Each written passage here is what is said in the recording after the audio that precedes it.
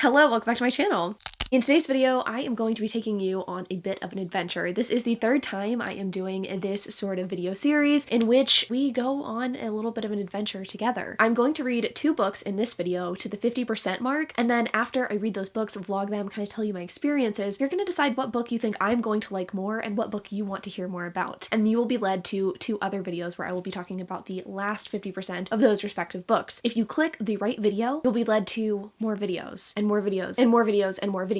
I've actually read 12 books for this video, or I guess series of videos, and if you guess correctly, you'll only have to hear about 6 of those books. And if you guess incorrectly, you'll have to go back and watch the video that you didn't select. It might sound a little bit confusing, but I think you'll get the hang of it once we get to the end of this video. But for this particular video, I'm going to be reading up to the 50% mark, The Woman in the Window by AJ Finn, and Final Girls by Riley Sager. And at the end of this video, you're going to decide what you want to hear more about, what you think I'm going to enjoy more, and we're going to go off on an adventure together. A choose your own adventure together, if you will. Now, all of the books that I've selected for this video series are going to be dark, moody, gritty books. Not all of them fall into the mystery thriller category, but all of them have some sort of haunting element to them. They run the gamut from true mystery thrillers to YA to middle grade and everything in between, and you're going to be along for the ride with me, hopefully, this entire journey. It's going to get a little spooky, it's going to get a little scary, but I am hoping to find some new favorites. All of the books that I'm going to be reading are books that I physically own that are on my physical TBR, so by doing this video, I will have knocked out 12 books on my physical TBR, which I'm pretty excited about. So let's go ahead and get into the vlog portion of this video, and you can see which book you think I'm going to like more, and we can head off on this adventure together. All right, I have you on my planner tripod. Honestly, pretty decent angle except for like the empty bookshelves behind me. I've started Final Girls. I decided to start with this one because it's due at the library the soonest, and also I was intrigued, you know? First book I believe that Riley Sager ever wrote. I've had very mixed luck with his stuff in the past, and I was like, you know what? Let's just do it. Final Girls is about our main character Quincy, and at the start of the story we find out that she is a final girl. I think a lot of people are familiar with the phrase. It's basically a word or a phrase to describe the lone survivor of like a mass casualty event in, let's say like horror movies usually. But the media in this book has used that term to describe 3 women who were survivors of mass casualty events that actually happened. So these 3 women, Quincy, Samantha, and Lisa, are, you know, lone survivors. They have this like bond because they have been through similar things. Now, they don't all have relationships with each other. In fact, I don't think Samantha has met any of the other women before the start of the story, but she comes in as a character in this book. The story opens with Quincy being informed by a cop that helped her kind of like escape from the situation she was in many years ago that Lisa unfortunately has unalived herself. And Lisa was someone who really identified with the term final girl and really wanted to help other women who had been through tough circumstances. So for her to do this seems very out of character, and Quincy feels a lot of guilt for this because she did know Lisa. She talked to her a couple of times, but she didn't keep in touch because she didn't really identify, I guess, as a final girl. She just like wanted to move on with her life and not think about it. But now that she knows that Lisa unfortunately unalived herself, she's rethinking a lot of things and just kind of like, you know, in her head about kind of what happened to her, and her trauma is kind of being brought up again. We do also find out at the beginning of the story that she is not someone who has actually remembered the trauma that she went through. She remembers being saved by the cop, but she doesn't remember any of the events that happened in the cabin that all of her friends, college friends, were murdered in. That was kind of the situation for her. I guess like her maybe college boyfriend and 3 or 4 of her friends all went to a cabin in college, and all of her friends were unfortunately murdered except for herself. You know, she's feeling guilt. She's feeling a little bit of that trauma kind of surfacing. Again, we're kind of getting some context on the people in her life. She lives with her boyfriend who is a public defender, I believe, which makes things a little bit interesting. And then her mom is someone who is not very supportive, basically medicated her daughter from a young age, and now our heroine, I think, has a bit of a Xanax problem. But let's take a turn. Things get a little bit interesting when Samantha comes back into our heroine's life. And I say comes back into her life. She's never actually met Samantha. Quincy has never met Samantha before, and so she's meeting this person for the first time and kind of wondering why she's there. I guess Samantha, after the death of Lisa, was like, okay, I need to like meet this woman and like kind of see if she's okay too, because she's like, I don't want this to happen again. But it's just weird circumstances, right? Like, we're a little bit curious, we're a little bit confused as to who Samantha is. She ended up getting like put in jail for a little bit, and we had to have Quincy's public defender boyfriend like get her out of jail. And then things get even more interesting because we know that Lisa emailed Quincy the night that she died and said, hey, I need to talk to you urgently, please, you know, contact me, or like please call me. Obviously Quincy didn't see the email before Lisa unalived herself, so there's a lot at play. I will say the listening experience has been pretty decent. I am listening to this book while I put stickers in my sticker book. That sounds honestly so juvenile, but my planner stickers, I have like a bunch of sheets of them and I'm putting them in my little sticker book to keep things compact. And it has been a pleasant listening experience. I think the narration is pretty well done. It's not necessarily the most fast moving story. I feel like we're getting a lot of backstory rather than kind of like a modern day, like, let's solve the cold case kind of situation like there are in some thrillers, but I'm not mad at it and I'm curious to see what happens. I think it's pretty obvious that Lisa didn't unalive herself, and if she did, there was probably a very good reason for it that is not a reason that we know of right now. So I don't know, I'm curious to see what's up. I'm also, my hackles are a little bit raised when it comes to Samantha. Like, is she who she says she is? Because whenever she was arrested, we find out that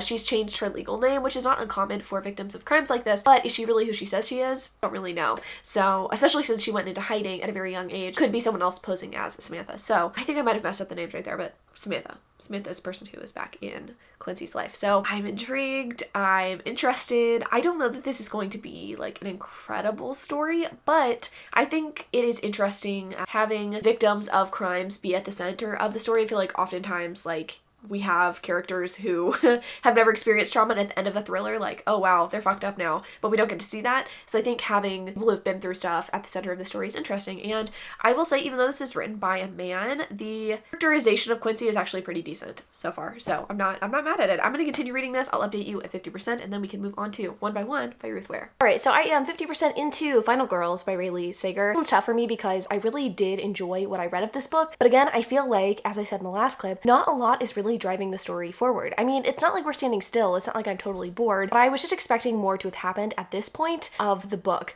So essentially we have more kind of conflict, I guess you could say, between Samantha and Quincy. Samantha is just doing some kind of like weird shady shit and drawing Quincy into it. Quincy has shoplifted. She has gone to Central Park really late at night to, I guess, hang out, and ends up accosting a man who is trying to assault a woman. She just gets herself into some like shady kind of situations because of this girl, and now her cop friend is meeting Samantha for the first time, and Samantha is acting like a completely different person, which is kind of raising Cooper's, the cop, his hackles a little bit. And I also think it is making Quincy just a little bit suspicious of this person, and like, is she really who she says she is? I don't know if that's really like come to her mind yet, but that's definitely something she's thinking about. And on top of that, now the tabloids are running stories about Samantha and Quincy hanging out and being in New York, and previously, like, no one was really bothering Quincy. I guess no one really knew that she lived there, even though she wasn't really like laying low necessarily. So things are definitely heating up, things are definitely getting interesting, but I still am unsure of like what direction the story is going to take. I think if it were going to be the most predictable thing ever, it would be that we're going to find out more about the hidden or repressed memories of Quincy,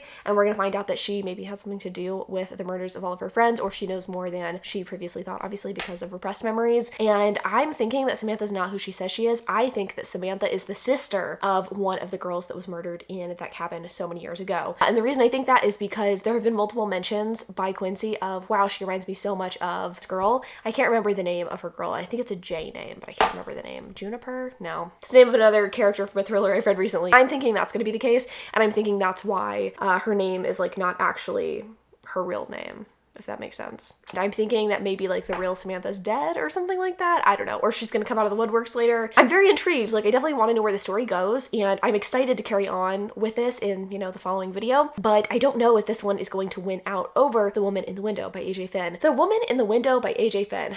Wow. This is a book that I think gets a lot of hate because of the author. I feel like I didn't go and read that entire article about AJ Finn as a person. I could also be thinking of a different person, but I'm pretty sure I'm not. Anyway, The Woman in the Window is about an agoraphobic woman who watches people from her window. Oh my god, are we shocked or are we surprised? She has recently been left by her husband and daughter, I guess, because of some events that happened on a family vacation. I guess some bad shit went down. We don't know the details, but we just know that her husband is gone and that she's still very much in contact with him, and you know, checks in on her daughter very often because she loves her daughter. So it's clear to me that she is a character who has some emotional trauma in her past, and you know, she's dealing with some stuff. So she's agoraphobic, she stays at home, and she's also a children's therapist. But since this incident that happened, she has moved away from home. I believe she used to live in Connecticut, now she's living in New York, and she's no longer in contact with any of her clients, like her children, the children that she helped. So she's kind of finding other ways, I guess you could say, to channel some of her observation skills, some of her professional skills by helping people on an online forum with their mental health. And again, by like checking in on the people around her by looking in her telescope lens camera. And now she is actually getting to know one of those neighbors that she has been spying on. I believe this woman has just moved into a graystone across the street from her.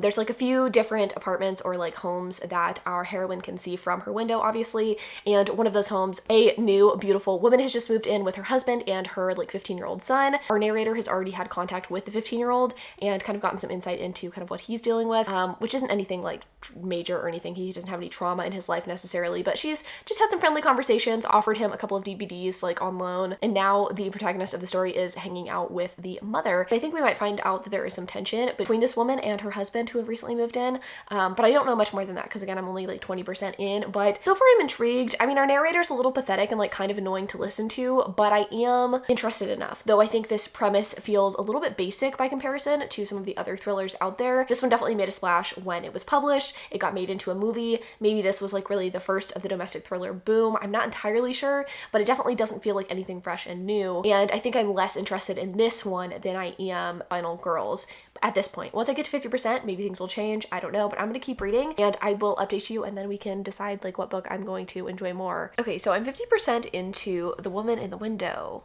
and I don't like it.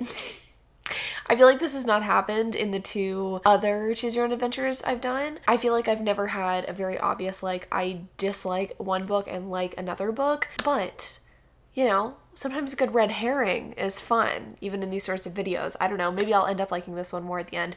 But 50% in, and our heroine, I think her name's like Anna or something, the woman with agoraphobia who kind of stalks her neighbors. She has seen one of her neighbors get stabbed. The woman that has like come over, I think her name's Jane or something. She's this redheaded woman across the street, and she gets stabbed, and Anna calls the police and is like, oh my god, help, like my neighbor's been stabbed, and no one seems like really concerned by this. And then flash forward, we realize that our heroine ends up getting arrested and taken to a psychiatric unit. No one can seem to find Jane or any evidence that Jane was actually stabbed, like our heroine said. And then we meet Jane later on again, I guess, and Jane is not the woman that Anna has met. Oh my god.